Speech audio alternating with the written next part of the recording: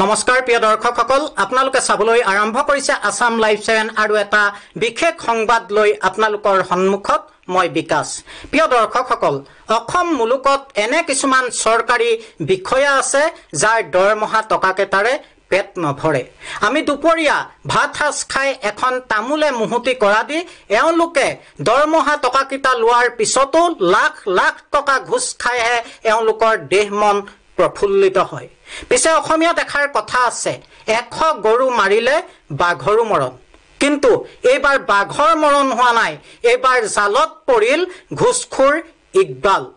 দীৰ্ঘ সময় ধৰি লাখ লাখ টকা ঘুষ খাই দেহ মন প্ৰফুল্লিত কৰি থকা ইকবালৰ এইবাৰ জীৱনেই ধন্য কৰি পেলালে দুৰ্নীতি নিবাৰক আৰু তদাৰকী শাখাই।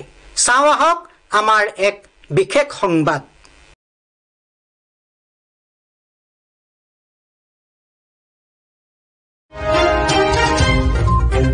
এইবাৰ যোৰহাটত হাত দাঙিলে আঞ্চলিক বন বিষয়াই।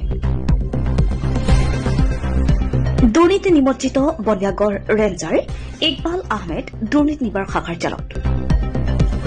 যোৰহাট বনিয়াগড়ক এক প্ৰকাৰ দুৰ্নীতিৰ সাম্ৰাজ্যলৈ পৰিণত কৰা আঞ্চলিক বন বিষয়া তথা ৰেঞ্জাৰ ইকবাল আহমেদক আজি নগদ ধনসহ হাতে লুটি আটক কৰে দুৰ্নীতি নিবাৰক আৰু তদাৰকী শাখাই। এজন ব্যক্তিৰ পৰা 1 লাখ টকা লোৱাৰ সময়তে ৰেঞ্জাৰ ইকবালক দুৰ্নীতি নিবাৰক আৰু তদাৰকী শাখাৰ জালত পৰে। এইগৰাকী দুৰ্নীতিগ্ৰস্ত ৰেঞ্জাৰ দুৰ্নীতি নিবাৰক আৰু তদাৰকী শাখাৰ জালত পৰাৰ লগে লগে যোৰহাট বন বিভাগৰ একাংশ লোক উৎফুল্লিত হৈ পৰাৰ লগতে যোৰহাট বন বিভাগৰ ভিতৰ চৰাত চেপা উত্তেজনাই বিৰাজ কৰিছে। যোৰহাটৰ পৰা পৰাণ মেধিৰ ৰিপৰ্ট, আসাম লাইভ 7।